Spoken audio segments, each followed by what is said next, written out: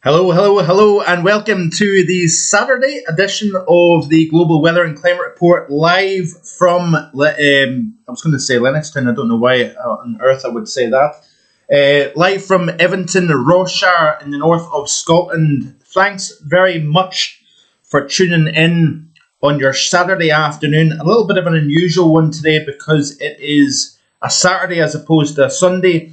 But the reason for that is that I'm going to be travelling tomorrow onwards. And instead of cancelling the live stream, I thought it would be a good idea to do one on the Saturday instead.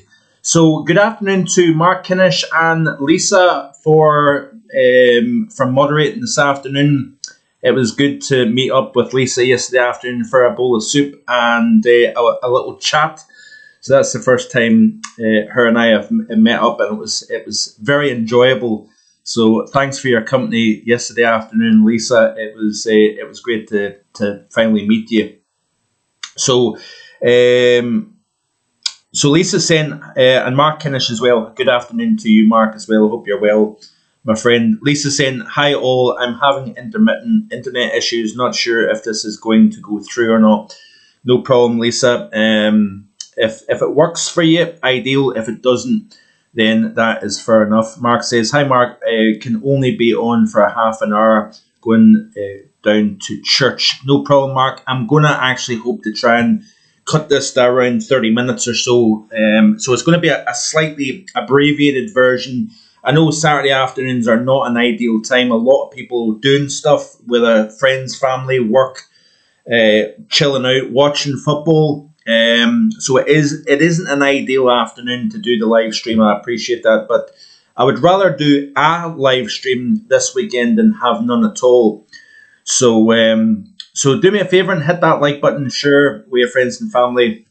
We've got 7 people currently on the live stream this afternoon. Let me know where you are, what's your weather conditions like, and it would be good to hear from you. So the plan is for next weekend. So Lindsay and I are travelling down to Glasgow tomorrow, and then we're flying out to Rio de Janeiro in Brazil on Monday. So there's going to be a few pre-recorded videos, and I will try and do a few videos from out there. But next weekend, the plan is to try and do a live from Rio. That is the plan anyway, but the big question mark is going to be internet. Internet connection is a little bit of a concern, so we'll wait and see how everything pans out. Hello to Paul. He's tuning in this afternoon. He says, hello, Mark. Humidity finally getting cleared out. Have a good holiday with your wife. Thanks very much, Paul. Hope you're having a good weekend so far. And looking forward to seeing South America. I was saying to Lisa yesterday that it ticks off all the continents, all inhabited continents anyway. I visited Africa back earlier in the year for the first time. We stayed in Agadir in Morocco for a week and wanted to tick off South America. One of the biggest things that put me off about South America actually was the safety aspect, because it gets quite a bad reputation, South America, for being dangerous. But I think all in all, you could visit any major city in the world and it has its dangers, I suppose. So I finally bit the bullet and thought, I'm going to book this and we're going to go to Rio. It happens to be Lindsay, I'm sure she doesn't mind me saying this, but it happens to be Lindsay's 40th birthday. So I thought we'll have hopefully a special time down in Rio to celebrate her 40th birthday. We've got JL also on this afternoon. Hello, 31 Celsius here in Portugal. It is. Hope you're enjoying your time down in Portugal, my friend. It's cloudy here and a little bit fresher this afternoon. I don't know exactly what the temperature is, but it's not overly or particularly warm. It's a good bit fresher here compared to recent times. But obviously, we're starting to clean things out even across parts of the southeast, where the temperatures have been in and around the upper 20s, low 30s for the last several days. I think there's been 5 days above above 30 Celsius so far this summer. We've also got Paul James, we've got Paul on this afternoon from a bright Hampshire. It certainly has been a warm one, Paul, down there on the south coast in recent times. Are you enjoying the sunshine and the heat, or is it a little bit too warm? Let me know. I would be curious to know, Paul, your thoughts on that. We've got 9 concurrent viewers at the moment. I did expect there to be a slightly quieter attendance this afternoon compared to the Sunday afternoon. Saturdays are not the ideal day, but without repeating myself once again, I wanted to do a live stream this weekend because if it doesn't happen to work out next week, it will be a couple of weeks without a live stream. And I think since February, since the begun, it has become quite a big feature on the schedule here at Vogan Weather. So drop a comment. Let me know what the weather conditions are like where you are, what you're up to. Are you doing anything exciting? Obviously, we've got JL that's on holiday, I believe, in Portugal. I'm assuming it's a holiday. I hope you're having a good time down in sunny Portugal. Mark says, hi Paul, I see the band Aerosmith are finishing due to the lead singer Steven Tyler health issues. Remember that them, not a bad band. Paul says, don't like the heat, but did enjoy the storms on Thursday. Yeah, Paul, you certainly are quite fortunate down there in the south of England. You tend to get at least some storms during the course of the summertime down there in the south coast. Unfortunately, we have not had a single thunderstorm, and that's not overly unusual, to be honest with you. Tend to find up here across the north, it's really when we get a build-up of heat. Some of those hotter summers have delivered some electrical conditions out of the atmosphere, but that has not been the case. Yeah, my maximum temperature this July just gone was 22.2 Celsius, and the temperature this morning dropped to 5 Celsius. It was actually a bit of a chill in the air, so I'm sure Lisa can vouch for that as well. On the Black Isle, temperatures dropped off quite a little bit this morning. Oh, sorry, JL lives in Portugal, not on holiday. I do apologise for that. You're lucky to live in down in the southwest corner of Europe, where it probably tends to be a little bit on the too hot side, I would imagine at times. Mark says Mark was made up, had a day out in Chester on Thursday. Beautiful place, by the way. No storms or rain, so turned out a better day than I thought. 25 it got to. Very pleasant, 25 Celsius. The chill was lovely, says Lisa. Yeah, it is actually quite nice. I had almost like a kind of autumny kind of feel this morning, I noticed. I think the temperature last August got to 4.8 here at the house, but 5.0 was achieved this morning, so fairly cool for especially early August. Below average for the month of July was achieved here in the UK. We're going to do a specific video looking back at the month of July. So again, trying to provide some content while I'm away, so that it's not a case of day after day there's no content for you to watch on the channel. So I'm working pretty hard to try and fill some of those gaps when I'm not able to do videos, because I don't want to go down on holiday with Lindsay and just be a case I've got the laptop out and I'm doing videos. It's not fair on her, actually. We're literally just back from getting groceries, or a couple of bits and pieces, should I say, before we leave tomorrow. Lisa says, great thunderstorm watched from Terminal 5 in Heathrow on Thursday evening. Yeah, that would have been quite impressive, I would imagine. I was saying also to Lisa that I remember, I think it was the year 2000, I was sitting in the terminal in Atlanta, Georgia, and what a thunderstorm. Now, I've seen a few in the United States, and the thunder itself just rattled the terminal building, and it was really quite amazing. And I thought, if you had a fear of flying, that would just make things 10 times worse, wouldn't it? It's bad enough taking off and being afraid of flying, but throw in a really strong thunderstorm into the mix, and it probably made stress levels 10 times worse than what it would be. So yeah, let's crack on. So it's just before 4:15 in the afternoon here. Do me a favour, hit that like button, let myself and YouTube know that you're enjoying the content here in the channel. There's plenty of content coming up despite the fact that I'm going to be on the road. We're going to be looking a little bit about the stratospheric warming that took place over Antarctica, over the southern hemisphere in the last couple of weeks, and the effects of that. Some record-breaking global temperatures that we're seeing as well, likely down to a very, very warm compared to average, not warm, but compared to average, warmer than average Antarctica. So we're going to look at that. We're going to look at the Indian monsoon. It has been a very, very active monsoon so far. Some of the record-breaking temperatures that we've been seeing across parts of East Asia, China, the Koreas, Japan. We've seen some record rainfall as well. We had the typhoon that went through last weekend as well. The East Pacific, we've got Hurricane Carlotta in the East Pacific.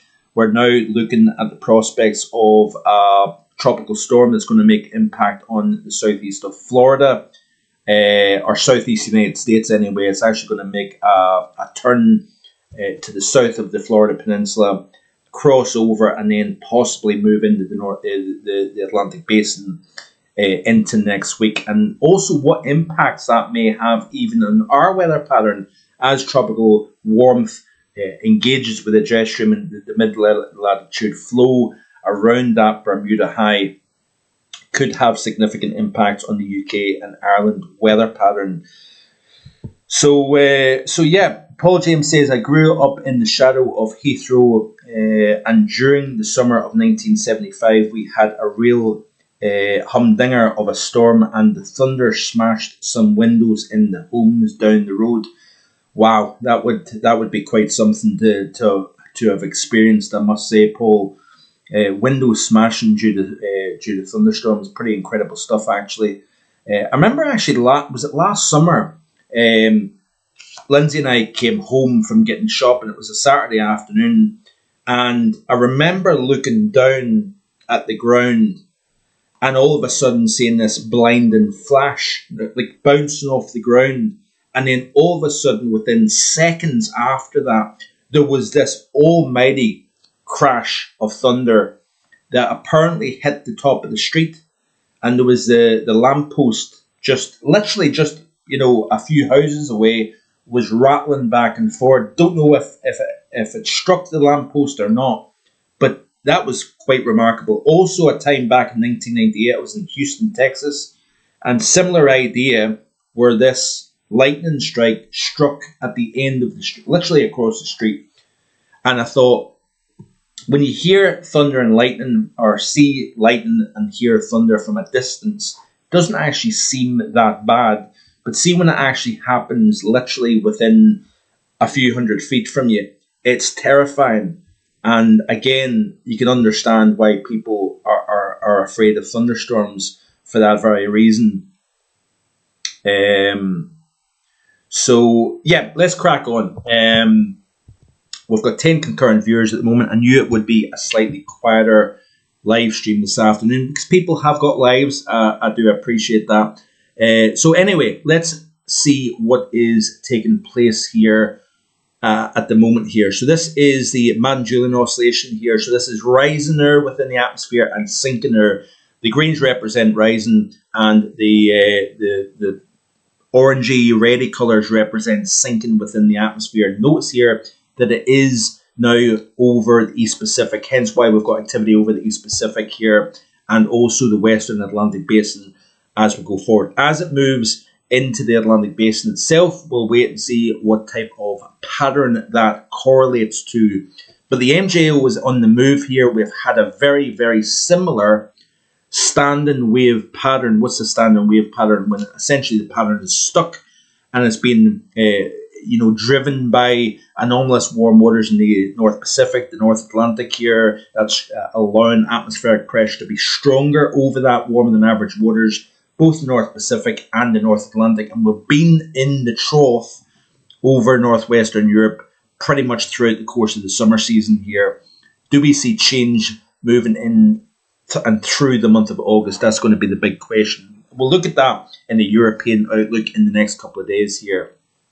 In terms of the temperature difference over the last 7 days, so these are the sea surface temperature anomalies. You can see here that we've cooled the North Atlantic, we've warmed close to the UK, and the reason why is because we've had higher pressure and a lot of warm air moving out of the Azores, out of Spain and Portugal, up into the UK and Ireland, and that's been allowing the water temperatures to warm up surrounding the UK and Ireland. We've also had upwelling here. We've had a lot of wind and low pressure dominating to the south of Greenland and Iceland. That's allowed waters to upwell, so we've seen a little bit of a cooling take place. Moving across to the East Pacific, we're starting to see the East Pacific cooling down in response to strengthening easterly trade winds, and that means that we should start to see the La Nina become a little bit more notable as we move into the latter half of this summer and into the autumn season. And really, you're saying to yourself, what impact is that going to have on our weather here in the UK and Ireland? Essentially, what can happen is La Nina's developing during July, August, September, October, can have an early winter for the western side of Europe. So I'm looking at other aspects as well as just the La Nina, sea surface temperatures, the Indian Ocean dipole, which is a temperature measurement warmer than average versus cooler than average between the east and west Indian Ocean basin. That can have influence as well. Quite strong positives can lead to milder conditions in the UK and Ireland. But a developing La Nina may help bring winter during the first half of the season. Quite often find La Ninas tend to have front-loaded winters for the UK and Western Europe. So that's something that I'm kind of looking at in a little bit of detail, and obviously doing a little bit of study with regards to understanding the different teleconnections going forward. But La Nina is definitely starting to pick up. These are the current sea surface temperature anomalies here. You can see the waters in the East Pacific starting to cool down somewhat. There's that warm water, and essentially the ridge has been parked over the western North Atlantic throughout the summer so far, and you can see where the winds have been coming in from a west to northwesterly direction, allowing the water temperatures to cool down over this region and towards the UK and Ireland here. So let's have a look and see the CDAS for, given the fact that it's a global weather report, edition 103, and let's have a look at the temperature anomalies for the first few days of August. You can see here warmer than average, no surprise there. Cooler than average across Scandinavia and northeastern Europe as a whole. We've got a little bit of below average actually gel in parts of Portugal to start the month of August. Southwestern and western France has actually been slightly below average here, while the rest of the country has been warmer than average. The low country is warmer than average. Northwestern Scotland here close to average, but we've had quite a lot of cloud cover and fresher conditions moving in off the Atlantic to start the month. So looking back at the month of July, let's go back. Just bear with me a wee second here, and I'll show you the global view as opposed to just this here. So just wait a second here. Right.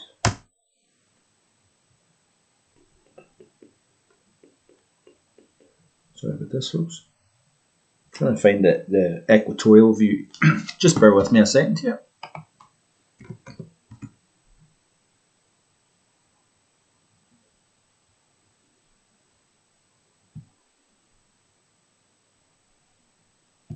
Should be better organised than this, I suppose. So let's have a look at the month of July just gone in terms of the anomaly here. So this is how the start of August is looking like. This was the month of July. You can see here a large area of warmth compared to below average. Australia had probably a 50-50, if not slightly below average July. We had cooler than average conditions across a large swathe of India, where the Indian monsoon has been very, very active indeed. We've got some areas of sub-Saharan Africa that's slightly below average. We've had the far south of the African continent below average during the month of July here. Quite warm across China, Mongolia, into the majority of Russia actually has been quite warm compared to average. Alaska below average, the central United States below average, while we've had some very warm conditions. One of the hottest Julys on record for the West, and also up the eastern side of the United States, we've had quite a warm July overall. Spain and Portugal above average here. South America, most of Brazil, most of the northern half of the South American continent has been warmer than average. We've had a colder than average across parts of far southern Brazil into Bolivia, Argentina, southern portions of Chile as well has been below average. This is a look at Europe, and you can see here for the month of July below average here. So June and July has turned out to be below average. Big question mark is going to be, what about August? And I think it's definitely going to be low pressure dominating to the north of the UK, higher pressure to the south, generally a westerly flow. I think higher pressure is going to have a little bit more of a foothold during the month of August compared to June and July just gone. We've got forcing taking place. We've got a strengthening of the West African monsoon. That tends to strengthen the high to its north. And if you've noticed during the last couple of weeks, we've seen that westward shift in the mean ridge. Rather than being anchored over the southeast of Europe and Eastern Europe during the majority of June and July, we've started to see it shifting westwards. And that might be because we're seeing the strengthening of the African easterly jet. We're seeing quite an active monsoon trough developing. And as that crosses, from east to west over the continent of Africa, that tends to have a relationship to pulling the ridge to its north westwards. And therefore, if you've got a stronger ridge over Iberia and with an Atlantic-driven pattern, it doesn't take a lot to get some of these heat surges up into the British Isles and Ireland here. So I think August is definitely going to be the warmest of the 3 meteorological summer months. But we'll wait and see what happens. Some of the models have it slightly warmer than average. Some of the models have it slightly below average, which is quite interesting. And like I've said already, it would be a pretty incredible feat if we can get June, July and August below average for the UK and Ireland, especially given the overall warming of the oceans, the land areas and the atmosphere. It really would be quite something to have 3 months below average in the UK. I think I'm standing by my August forecast. Average to slightly above average in terms of temperature. Rainfall wise, I think it's going to be the wettest across the north, driest across the south. But that's the continent of Europe. Let's look specifically at North America here. And you can see it has been a very interesting July where we've had quite a lot of cool. We've had a lot of the heat anchored over the west, allowing systems to ride over the top of that ridge and drop into the Midwest and of the United States. We've had a lot of thunderstorms riding that northwesterly flow with the ridge being anchored over the western United States. And we've also had a lot of strong ridging associated with the Bermuda High. That's been quite strong during the month of July, allowing a lot of the heat to ride up the east coast of the United States here. And much of Canada has actually been warmer than average, with the exceptions. Obviously, Alaska's not part of Canada, but also up across the far north of Canada, it has been slightly below average in terms of temperatures. Now let's look at the GFS here for the upcoming 5-day period. So let me just refresh this, because this is a couple of days old, or I think it was yesterday I opened this up. So let's have a look at the rainfall. Let's look at precipitation first and see what it's showing. So this is the upcoming 7 days in terms of rainfall anomaly. You notice here that India is starting to kind of see a slightly drier theme. We've got wet than average across the far north, but the MJO now moving out of this region and into the Pacific, into the Atlantic basin. We've got more subsidence over parts of Southeast Asia. We should start to see the heavy rainfall in parts of South China, Thailand, Cambodia, Vietnam, Laos, starting to kind of ease off in some of the very heavy rainfall in recent times due to the eastward progress of that MJO. But central and eastern India is seeing drier than average now. This is actually the 9 to 15 day, which is a bit unfortunate here. This is, right, let's get back to the right chart. It would certainly help. Notice here, strong ridge of high pressure between the Bermuda and the Azores, moisture running around the periphery of that high. You can see here wettest conditions across the northern UK, drier conditions nearer higher pressure across the south of the UK here, but generally dry, obviously, underneath that core of high pressure centered over the Atlantic basin, which is typical for the time of the year. Wet conditions across the East Pacific associated with multiple features. We've got that MJO in this region allowing an uptick in moisture. There's the drying out across parts of eastern China, where we're seeing temperatures Shanghai, Shandong, Chongqing, mid to upper 30s, close to 40 Celsius. All-time records are being threatened in parts of East China. There's the Meiyu front here to the north of that. So we're seeing heavy rainfall anywhere from Nepal, southwest China, right the way up into the Manchurian plain north of Beijing. So wet conditions across parts of Indonesia here.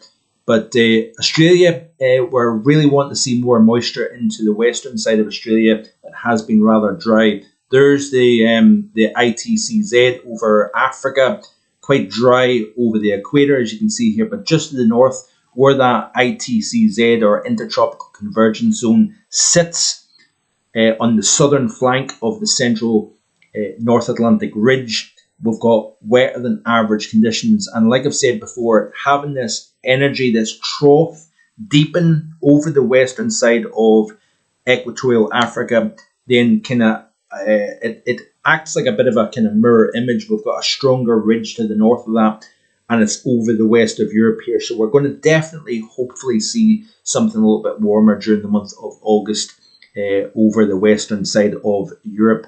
So we've got still 16 concurrent viewers at the moment here listening to me waffling on this Saturday afternoon. Hope everybody is enjoying their Saturday afternoon wherever you are. Let me know what the weather conditions are like there. It's actually starting to rain, and I'm a bit disappointed because I was wanting to try and get the grass cut before we go away tomorrow. Are we going to get that? I don't know. So let's have a look at some of the extremes taking place around the world. In fact, I apologise. Let's look at the temperature anomalies before we do that. So this is the upcoming 7 days. Let's look and see what the temperatures are looking like, the anomalies compared to average. So the upcoming 5 days is looking like this here. And we do have slightly warmer than average across the UK and Ireland. We've got a cool area to the west. That would be underneath the trough that is going to be driving, essentially kind of almost driving the pattern over the upcoming work week. We're going to have this deep low to the south of Iceland here. We're going to have unsettled conditions. The start of the working week looks as if we're going to see some fairly wet and windy conditions, especially across west and northern areas of the UK. Now that ridge of high pressure over the United States is fairly strong, so above average temperatures here, but we've got a northwesterly flow, quite cool compared to average across central, the heart of Canada, into the northern plains and in towards the upper and the mid-Mississippi Valley, if you notice here. Again, eastern side of the United States, anywhere from Florida up to Maine, is warmer than average into the Canadian Maritimes as well. Down into South America here, been keeping an eye on the forecast for Rio, obviously, and it looks as if the temperatures are the upper 20s to around 30 Celsius. Now, the average in Rio, bearing in mind this is the back half of winter here, it is the dry season, but it is winter, but we're seeing temperatures running around 5-6 Celsius above the average for the month of August here. So from obviously Lindsay and I's point of view, that is good news because we're going to get some nice warm weather, hopefully. Looks as if towards the beginning of the following week, there is a frontal system that's draped across southern Brazil. That's going to lift a little bit further north, and it's going to allow, I think, a bit of a drop in temperature, plus a little bit more in the way of cloud and rainfall. So something to keep an eye on for us. You can see here the cool temperatures reflecting that wet and average across sub-Saharan Africa here. Warm to the north, warm to the south here. India continuing to run slightly below average due to rainfall, especially across the north of India. Pakistan is also getting it in on some monsoon moisture, along with Bangladesh seeing some below average conditions due to rainfall. Looks as if we're seeing largely warmer than average across Australia here. Look at Antarctica, down across the far south. We've had a minor stratospheric warming, but we're seeing significant influence down to the 500 millibar level and even down at the surface. Temperature anomalies, very, very warm for the time of the year down here. So anyway, let's quickly look at the UK. I'm bouncing back and forward here, and it would not be a normal video if I didn't do that. I know it frustrates people, probably. It frustrates me even more. So this is the upcoming 5 days of the GFS ensemble. You see here, slightly cooler than average across the west, slightly warmer than average across the east of the British Isles here, close to average across the UK and Ireland, where wind, rain and cloud cover is going to be fairly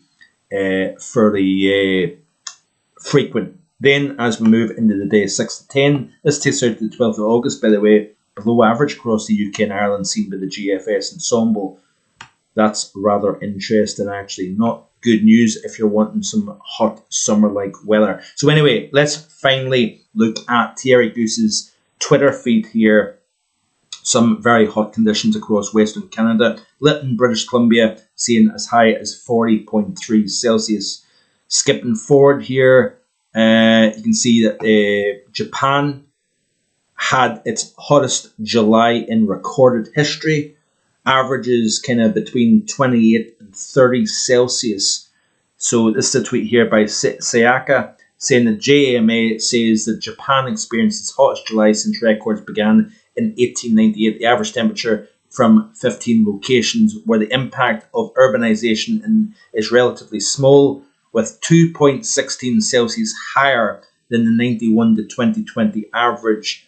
And Tokyo had a record-tying hottest July. I'm sure it was actually last July that Tokyo had its hottest July on record. So some remarkable heat here in Japan. And like I say, eastern portions of China, the Koreas, seeing some remarkable heat as well. So let's continue to skip through. I think Barcelona in Catalonia recorded 40. Speaking of that, here we go. Fabra Observatory, which is 411 metres above sea level in Barcelona, recorded its highest temperatures since records began back in 1944. The previous record, set in 1982 in the month of July, was 39.8 Celsius. So let's continue to skip on here. Some 5 a.m. remarkable temperatures of 38.1, 5 o'clock in the morning. That's pretty brutal stuff here, actually. Talking about some all-time records in Gasp, I think it's Gasp, in Quebec, 36.1 and also 35.9 Celsius. Hottest day on not on record, the hottest day of the year in parts of France, with as high as 40.9 degrees Celsius recorded, with 5 stations recording over 40 Celsius. Among the main stations at 39.4. I'll not go through them all because I just don't have the time to do that.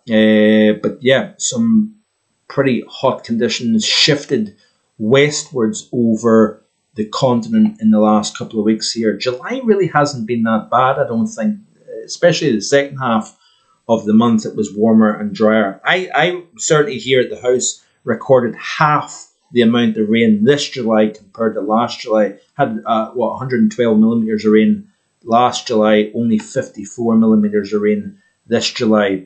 So back to the heat in Japan, we had a 41 at Sano, the new all-time record, and only 0.1 below the Japanese all-time record. So very, very close to Japan seeing a tie for its national record. So that is rather impressive for to achieve that. Continuing to skip through. Also a massive thanks to Lindsay, actually, for I think she joined in on the moderating team. So she's joined Lisa. Thanks very much, Lindsay, for moderating. I appreciate the fact that you're a little bit busy this afternoon, to say the least. But thanks for helping me out. I do appreciate that. So let me see here. Have we got anything else of note on Thierry Goose's Twitter feed? I'm not necessarily seeing it. Let's have a little look at disaster news. Quite often displays some flooding and hail and severe weather. This is a hailstorm recorded in Catalonia.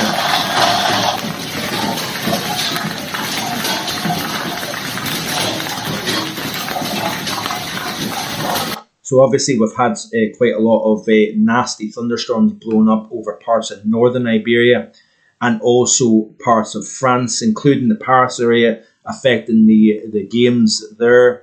This was the scene here from the Piedmont region of Italy, as heavy hail and rainfall affected this region.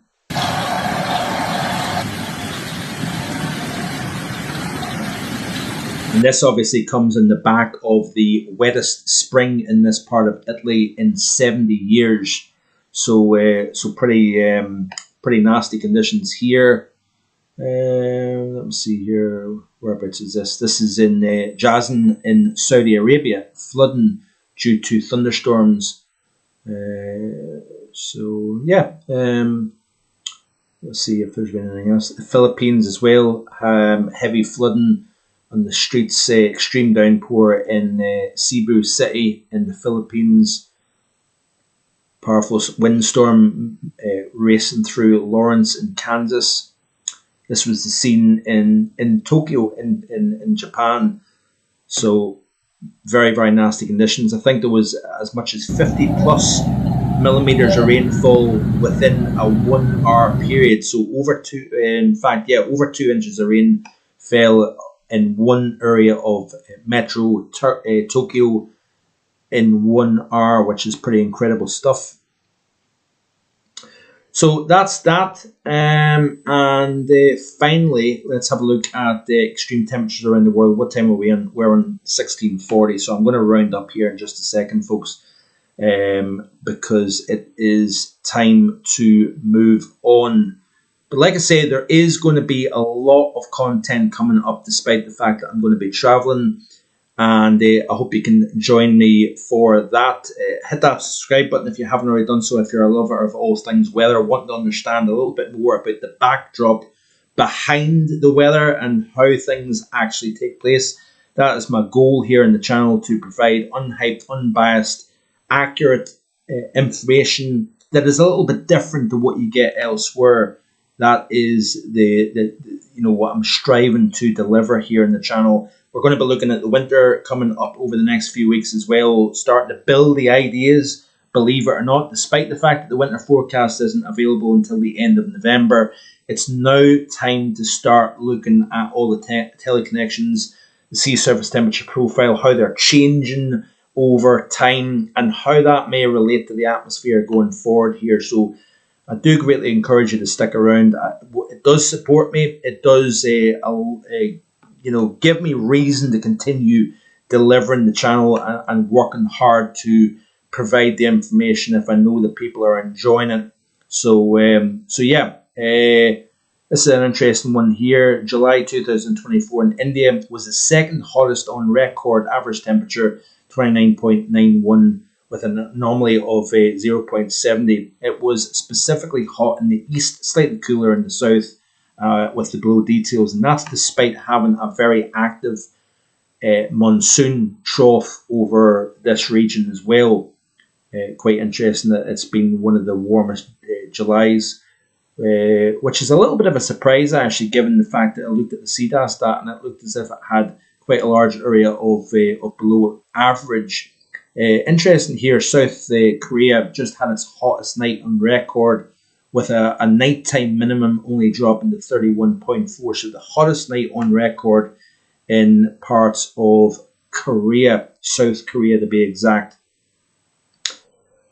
So yeah, let me round things up here. I've went on actually slightly longer than anticipated here, but before you leave the live chat, please do me a favour and hit that like button.